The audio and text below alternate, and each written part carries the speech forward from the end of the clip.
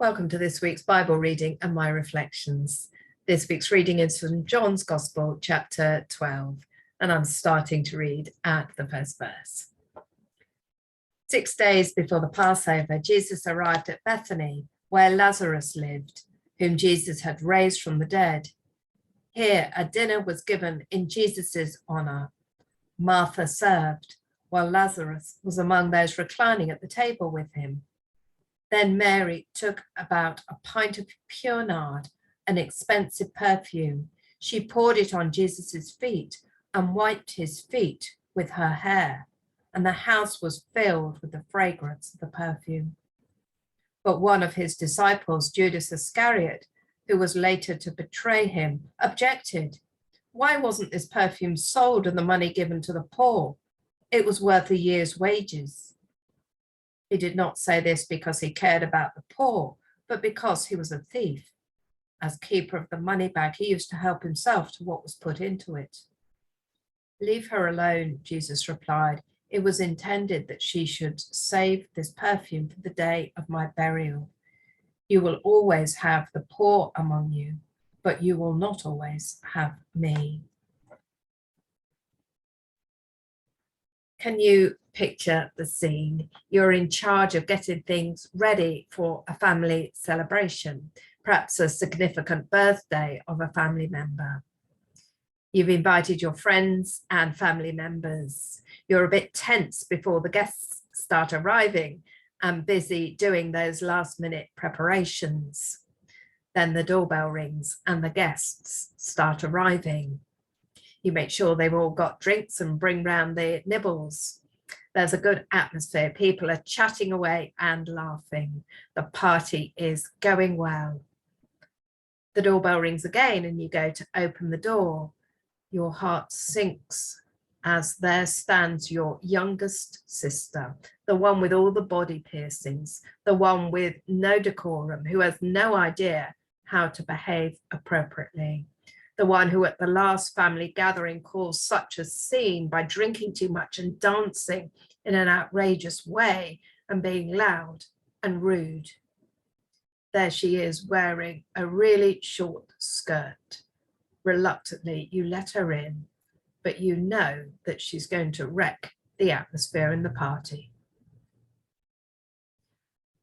It was something similar for Martha.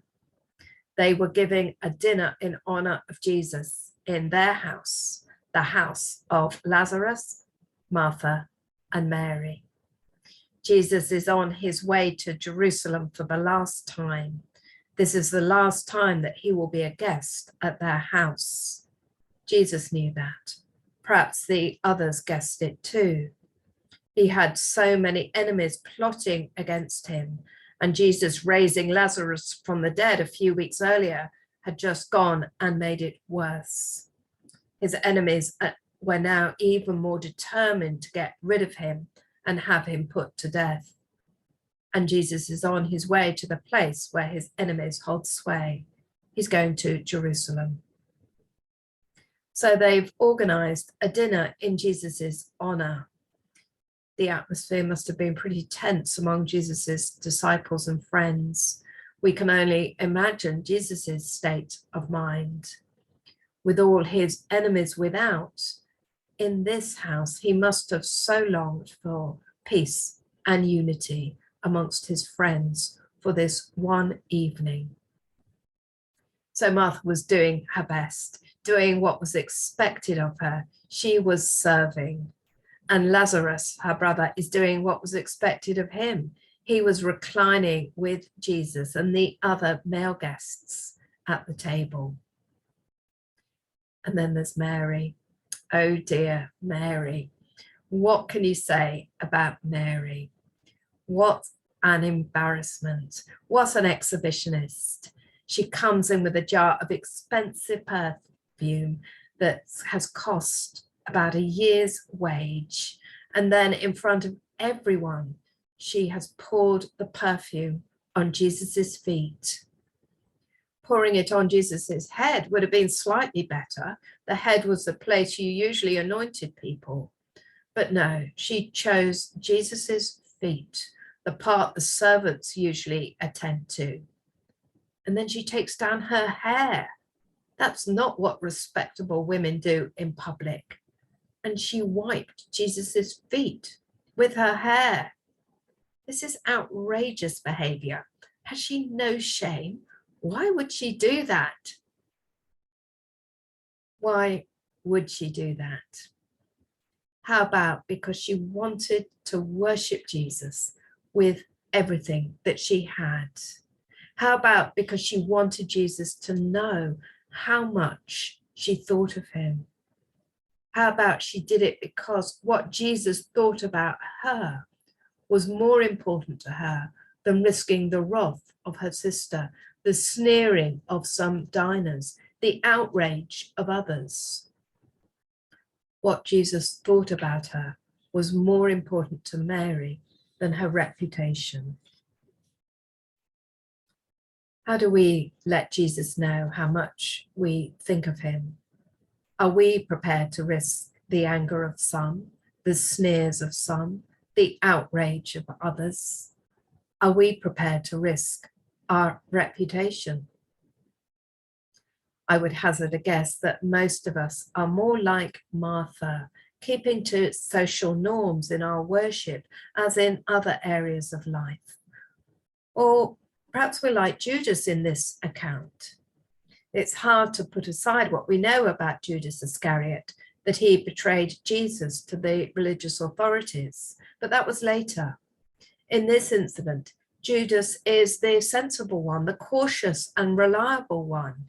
He is looking after the meager resources for the group who have no steady or settled income. It would have been much more sensible to sell the perfume, either to help them out or give to those in greater need. The gospel writers comment that Judas was stealing the money from the common purse is an aside. It was not known by those at the time at the dinner party. The dinner is hijacked by Mary's outrageous behavior.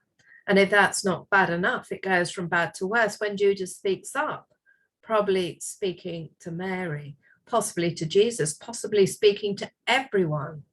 He says, "Why was this perfume not sold for 300 denarii and the money given to the poor?" Is this the sort of thing we might say? Why waste our resources doing X, Y, or Z? Is it sensible? Is it sensible for the church to continue giving $3,000 away to support missionary organizations when our finances are so tight? I'm glad that being generous trumped being sensible when we agreed our 2022 budget. Do we criticize others when they express their love for Jesus in ways that involve emotion, or worship in ways that we think are a bit over the top? Perhaps those who worship at different churches. I wonder if Jesus thinks their worship is a bit over the top too. Back to the dinner party, Judas's comments have done nothing to ease the atmosphere. It's gone from being an uncomfortable atmosphere to one of real tension crackling in the air. Is there going to be an argument between Judas and Mary? But it's Jesus who speaks next. He steps in. He doesn't seek to ease the tension by bringing Mary and Judas to some middle ground. He sides with Mary. He tells Judas to back off, to leave Mary alone. The Message translates Jesus's words like this: "She's anticipating and honoring the day of my death. You always have the poor with you. You don't always have me." I wonder how you feel about Jesus's words. It would have let us off the hook a bit if Jesus had agreed with Judas and said, "Yes, it was an awful waste, wasn't it? And Mary really shouldn't have behaved so outrageously, so embarrassingly." But Jesus doesn't. The action that Mary has performed shows her devotion and also her insight. It is totally appropriate for this perfume, sometimes associated with festivity, but also used in burials, to be poured on Jesus's feet. He is, after all, on his way to his death.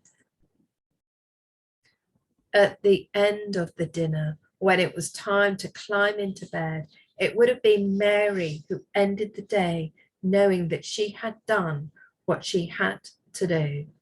She would have had no regrets. She wouldn't have wished that the dinner party had never taken place. She had done the only thing she could think of to show how much she loved Jesus and to show her desire to worship him. And Jesus accepted her devotion. Throughout the Gospels, Jesus never suggests that his disciples should play it safe.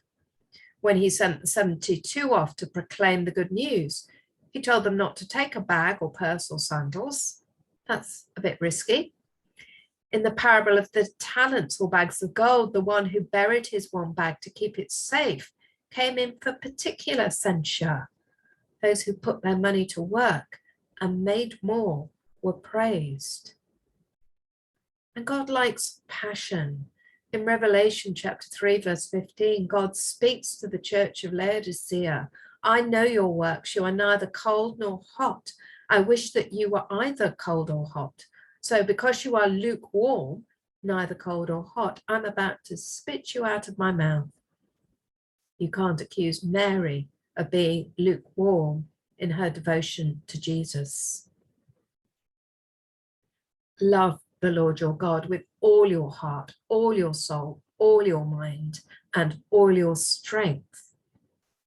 That's what Mary's actions were showing, a wholehearted response to Jesus. She offered all she had. She did what she could do, paying no regard to her reputation or the distress she would have caused her sister and brother at the dinner. It's much easier to love God with part of our heart and part of our soul and mind and strength. Jesus spoke about the pull of money, how that can pull us away from God. No one, said Jesus, can serve two masters. Either you will hate the one and love the other, or you will be devoted to the one and despise the other. He also spoke about those who were torn between their devotion to their families and their devotion to him, that the obligation to bury one's father was regarded by many Jews in Jesus's time as the most holy and binding duty of a son. But even that, says Jesus, is secondary to the call to follow him and announce God's kingdom. Let the dead bury their own dead, says Jesus to the man who says he will follow Jesus after he's performed this obligation for his father. You go and proclaim the kingdom of God. Jesus knew for certain what Mary felt about him and thought of him. Jesus knew Mary's love of him and her devotion to him. I wonder what God knows of your love for him. What does God know of your devotion to him?